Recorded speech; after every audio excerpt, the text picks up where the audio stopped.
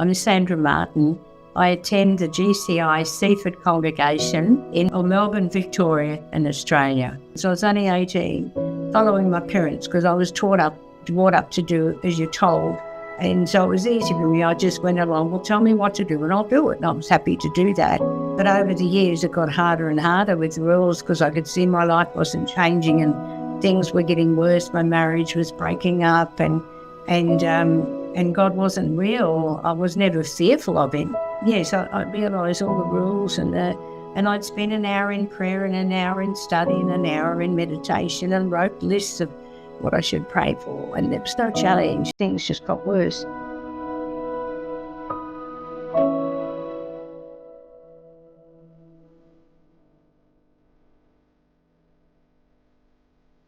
It's been constant revealing, and it started in the head. I'm thinking, okay, oh yes, that sounds good.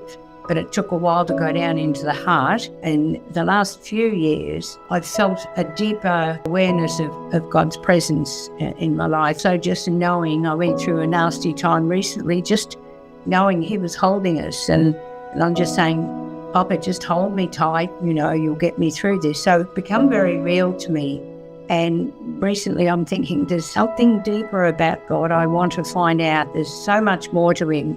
Even at my age, I still want to be that disciple. And I live in a village here, and we've got 400 homes, and I'm very aware I need to get out there more and just, God can use it. I'm not aware of what's going on always, but it's hard to go into something new. Just know that you're never on your own, that the Holy Spirit's at work. And my daughter's just come back into my life after being estranged, and it's amazing just seeing the Spirit at work, how and she keeps talking about unconditional love, and God has ways and means. So it's very exciting to see the Spirit at work, and I want to be available to participate wherever it is He's working, where He wants me to be. When I did come back to church, I learned about this loving God, and He was always with us, that He wanted us born. He was right there, even before conception, and that made it very personal.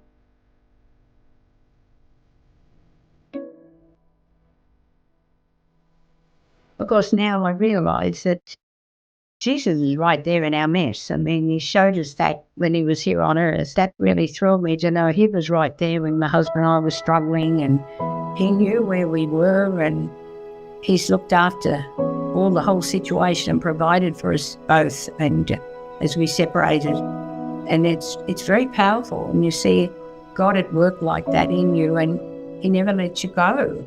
But it takes a long time for us to grasp that we're really not alone.